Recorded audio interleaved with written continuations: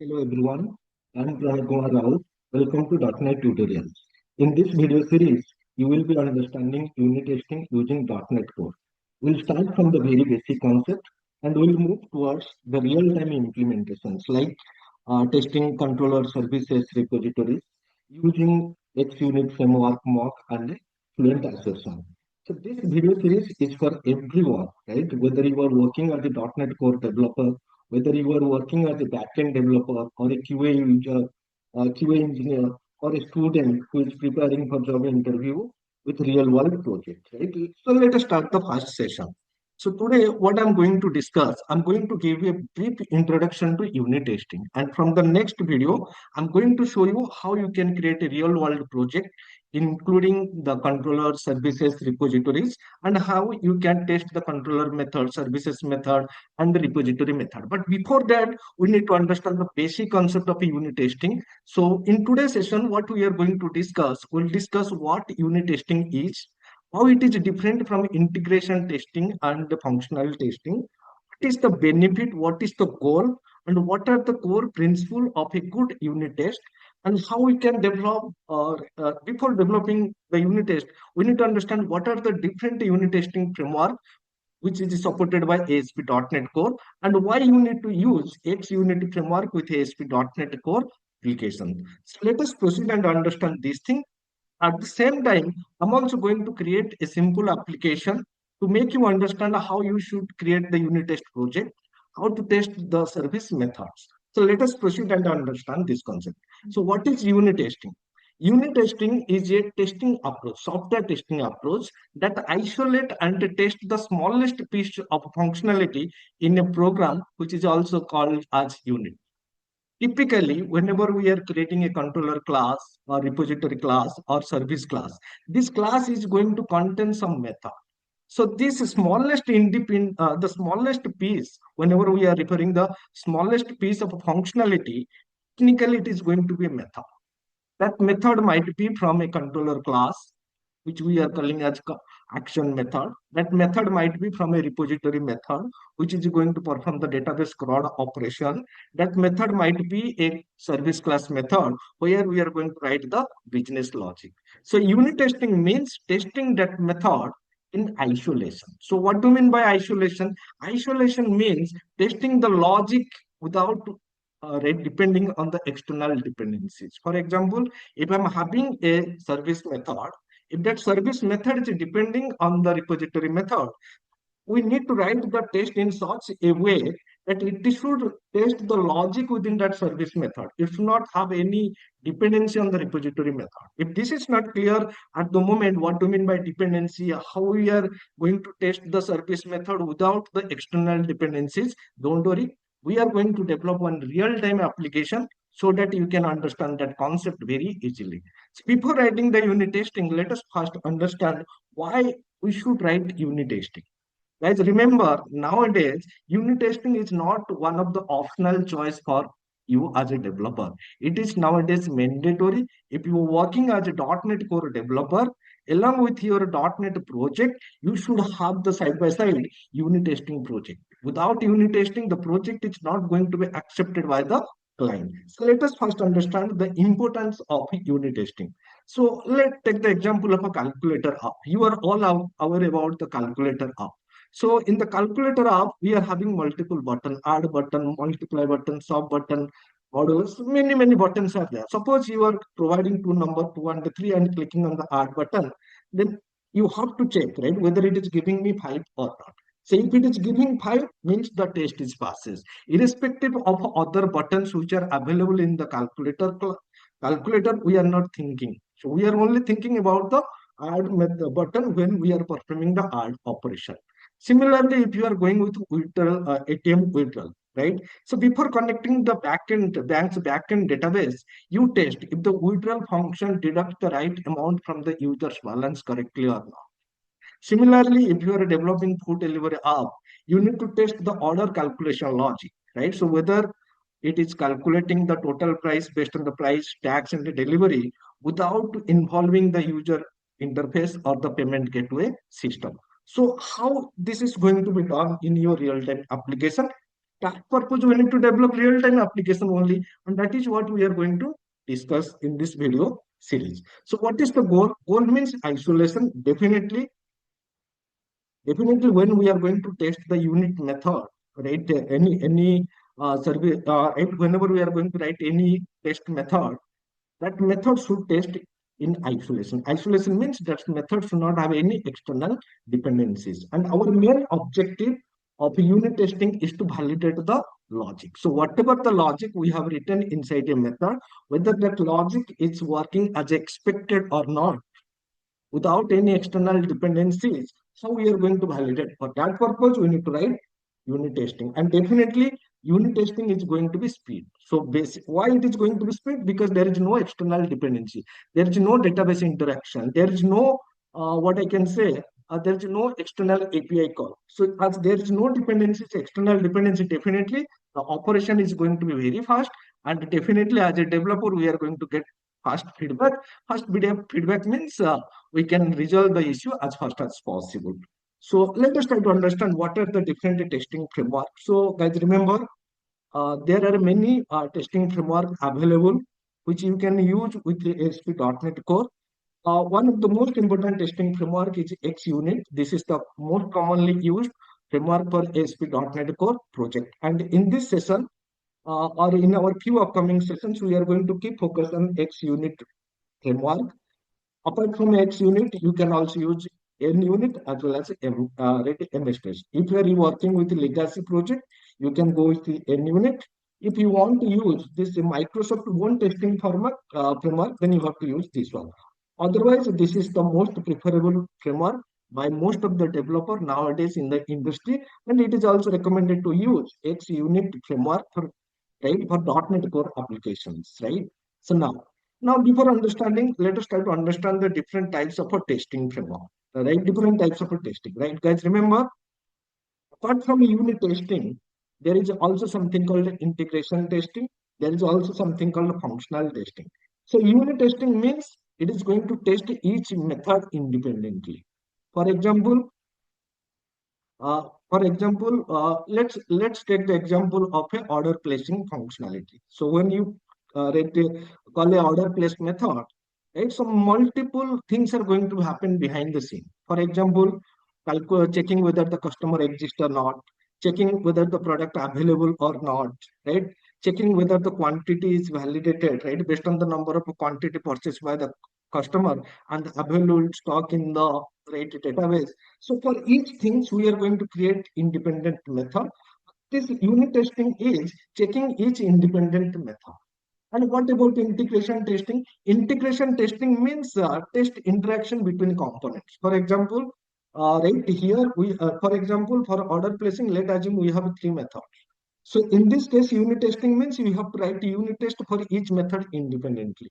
Integration testing means testing all these methods together. Right? That is nothing but integration test. And functional testing means end-to-end testing. And this integration and unit testing are going to be done by the developer. And this functional testing is going to be done by the QA engineer, right? So basically, they should have some user interface where they are going to place the order. So place the order means it will start from fetching the order details, placing the order, taking the customer information, making the payment, confirming the payment. So all these things are working together or not. That is nothing but the UI, or you can say functional testing. And in this series, we are going to keep focus on the unit test. And as you can see this pyramid, so in your project, you should write more and more number of unit tests. Comparing with integration test, there is less number of integration test and very less number of a functional test. That is the pyramid that what it is showing. So let us understand this unit testing, how you can create a unit test project, how you can use unit test xUnit framework in your application with one example. So let me go ahead and create one console application. Guys, remember, I'm starting with a console application, and as we progress, I'm going to create a completely real-time ASP.NET Core Web API application. So let's create a simple console application using .NET 8. I generally prefer to use the LTS version. That is the reason why I'm using .NET 8. So So this console application, right? I'm not going to run this console application. Rather than I'm going to create a service class which is going to contain the business logic, and I want to test the business logic, right? I mean, I want to test each of this method using unit test whether they are working as expected or not. Now, if you look at this calculator service class, we are having this add method which is going to add two number. The logic is correct.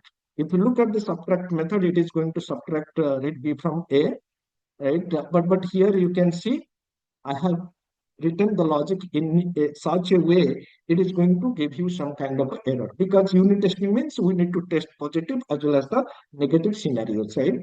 Because if the logic is wrong, it should not work and it should fail, and then we need to identify why it is fail, and that is the reason why I'm introducing some kind of a error. This is the multiply method, very common logic. Divide method, if the divisor is 0, so we need to throw this exception, otherwise it is going to perform the divide operation. So this is my calculator service class. And in this case, this is one unit. This is one unit.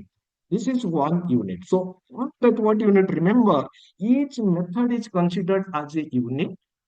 And for each method, to check whatever the logic we have written inside that method is working as expected or not, that method, I need to create some kind of a unit test. And for one method, you can have one unit test, you can have multiple unit tests, some unit test for the positive response, some of unit test for the negative response. For example, you can write two unit tests for this divide method. One unit test for the successful response, that is if you are passing some valid number, and you can write another unit test to check whether you are getting this divide by zero exception by passing the second number as a zero. So let us proceed and see how we can write unit test. So for this purpose, what I'm going to do, I'm going to create a unit test project on the same solution. So always create the unit test project on the same solution where your main project resides. So how you can do this? Right click on your solution, add new project. Here search for xUnit. So search for xUnit text project, select this one which is the targeting C# language, click on the next button, provide the project name. Always whatever your main project, provide a test. This is the recommended approach. Click on the next button and click on the create button. So once you create the project, this is going to be created, and here you can see some packages are outdated. So what you need to do, right click on this and click on the update button, come to this place and update all the packages. So this will resolve the package issues. Okay, fine. So now what I need to do is next what I need to do, I need to add a reference to the calculator app project. Why? Now from our unit test project, we need to test this method. So if I want to test this method, I need a reference to this class. How we can do this? Because both are in two different projects.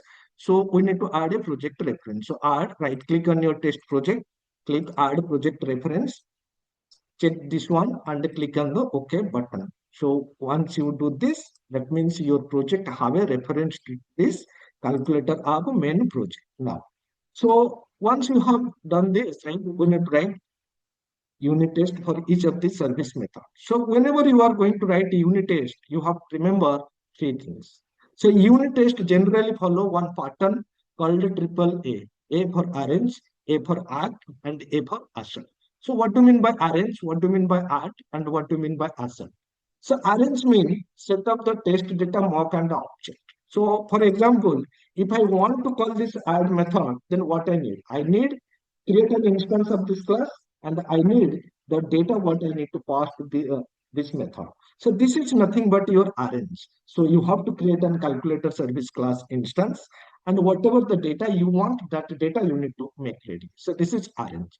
Then one is act. So once you have the data and the object ready, then you can call the method. So for example, I can call the calculator.add method by passing the data, something like this. So this is nothing but act means executing the method or function under the test. So once the act is done, then you will get the response. Then the assert. Assert means verify the response. Verify the response means what is your expected output. and what is the output you are getting from the method, whether both are equal or both are matched, both are not matched. That what you need to check. So in this case, if I'm passing 2 and 3, I'm expecting the output as 5. So I'm checking here assert that equal 5 result. So if the result is 5, then in this case the test is going to be passed, otherwise it is going to be fail. If this is not clear at the moment, don't worry, we'll try to write, we'll create all these things practically. So how to write unit test in your project? See, so whenever I'm going to use xUnit framework, so basically I have to use two attributes. One is fact and another one is theory. So fact means what? Like if your text method doesn't accept any parameter, means what? Zero parameter, then you have to use fact method. Theory means parameterized. Parameterized means if you want to pass multiple values, then you have to use a theory attribute. Along with the theory attribute, you have to use inline data. So if you are not getting what is theory and what is fact and how to use this, don't worry. In some time, I'm going to show you this thing practically. So whenever you are creating the unit test, providing the name for a test method is very, very important. Good unit test is always going to be start with the method name. For example, add method. Then state under the test whether what operation you want to do. For example, adding 2 and 5. And expected behavior means what is the response you are getting. So that what naming convention we need to follow. Let us understand this thing practically. So what I'm going to do inside, okay, let me first delete this unit test class. Inside this test project, create a class file. Provide the class file name as a calculator service.test. And inside this class file, let me create the unit test methods. So this is very simple. See here what I'm doing. This is my constructor. See, this is my calculator service test. So always give the right test class name as whatever your class name you want to test appended by this test keyword, right? And here what I need to call this method add, subtract, multiply. For calling this method, definitely I need a instance of that class. So first of all, I'm creating that class variable, and within the constructor, I'm initializing that. That means now within this calculator service test class, my calculator instance is ready. And here you can see the add method, what function it is going to do, and what is the expected behavior. So fact means there is no parameter. Here you can see this method is not having any parameter. And here what I'm doing, going to, when called with 2 and 3, it is going to return 5. So that is nothing but your expected output. Arrange means makes the data ready, which we have already done in the constructor. Add means invoke the method, calculator dot add method by passing 2 and 3. Assert dot equal. So this assert dot equal means it is going to check whether the expected output is 5 or not. If it is 5, then the test pass, otherwise the test is going to be failed. And when the test fails, why it is failed, that error message is also going to be displayed. Same thing I'm doing with the other method, subtract. When called 5 and 3, I'm expecting the response as a 2. Arrange done in the constructor, calling the class method and checking this thing, right? Whether the result is 2 or not. See, in this case, you can see I'm using fact, so I'm not passing any parameter. Now you can see this is the method multiply. When called, return expected result. So in this case, you can see I'm using the theory attribute. Theory attribute means when your test method is parameterized, you have to use the theory attribute, right? And here you can see I'm using the inline data. Using this inline data, I need to pass the value for the parameter. Here you can see I'm declaring 3 parameter, A, B, and expected. So this 2 is for the A, 3 is for the B, and 6 is for the expected. That means if I'm passing 2 and 3, I'm expecting the output as a 6. Similarly, if I'm passing 2, 3, minus 2, 3, then the output is 6. If I'm passing any value as a 0, the output is going to be 0. Right? So in this case, I'm calling the calculator class multiply method and verifying the result. So whatever the result I'm getting and what is my expected result, whether they are matched. And this is going to be when called with a 6 and 3. So this is going to be my divide function. I'm calling 6 and 3. I'm expecting the result as a 2. And this is the same divide method, but here I'm expecting one error, right? So in this case, assert dot throws exception. And in this case, this is my, see guys, remember in this case, this is going to be my app. Calling the calculator class divided method and this is going to my assert. So in this case, if this method throw an exception, and if that exception is divided by zero exception, then this is going to be 1. So now we have written the calculator service class. Now how to test this? So there are multiple ways to test the calculator service test methods. How? See, if you want, you can test all the methods. If you want, you can test each method independently. If you want, you can also debug the method. So let us try to understand all these options. In the Visual Studio in the Visual Studio, you can see there is a menu called a test. So in this test, you can see we have option run all test. So once you click on the run all test, then this text explorer will open, and here it is going to run all the tests. And if all the tests are succeeded, that is fine. So in this case, you can see 1, 2, 3, 4 tests are succeeded, but that subtract method is not succeed. Why it is not succeeded? Now assert that equal value failure. Why? Now in this case, we are expecting 2 and we are getting 7. And this makes sense. Why? Now in this case, if you go to the subtract method, then you can see I have written the logic in that way. So I'm passing A minus B plus adding 5. That is the reason why we are getting some extra 5. So now if you read the complete, I mean, if you remove this, then it is going to work. Now, again, if you test this one, so this time all the tests are going to be succeeded. Let's see whether it is succeeded or not. And here you can see returns expected result. So we are passing 3 values here, A, B, C, and that is what you can see here. Right. So if you look at the test class method, we are passing 3 things now. So how we can test independent method? Now for that purpose, there is an option called text explorer. So click on this text explorer. Currently, you can see all the methods are succeeded. If you want to clear the view, click on this clear all test results in view. So now here you have option. You want to test all the method, click here. You have to test the method under this namespace, click here. You want to test all the calculator service method, click here. Now I want to test only this method. Okay, click run the run button, and this time it is only going to test this method. So let's see. You can see calculator passed. So you can see this is completed. Now if you want to test this one, click again here. Now, so that is fine. Now, how to debug the tests, right? For example, I want to debug this one.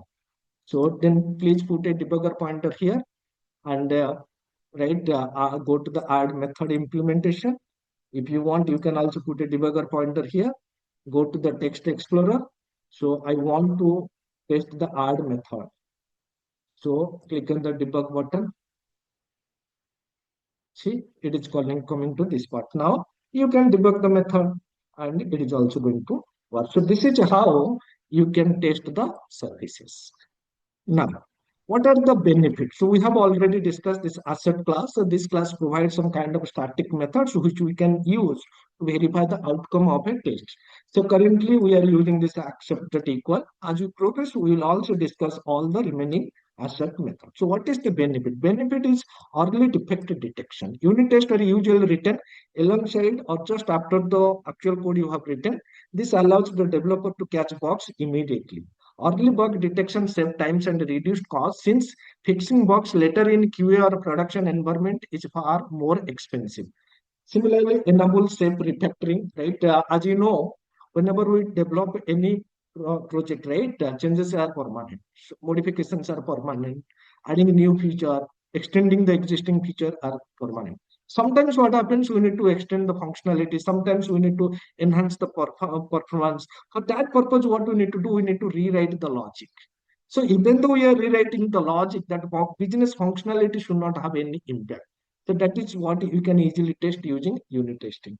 So improve the code quality, documentation for developer. For example, right, if you have written unit test, right, then if any new employee join your company, and if they visit the unit test, they can identify, they can understand what is the purpose of each method, what is the input, what is the expected output, so that you should not have any lengthy documentation. So instead, they can verify the same thing using the, what I can say, your unit testing project. Speed up development. See, guys, remember, writing the unit test initially is going to be take some time, but for a longer run, it is going to save lots of time, right? So developer can confidently add new features or refactor existing feature without fear of breaking existing feature functionality.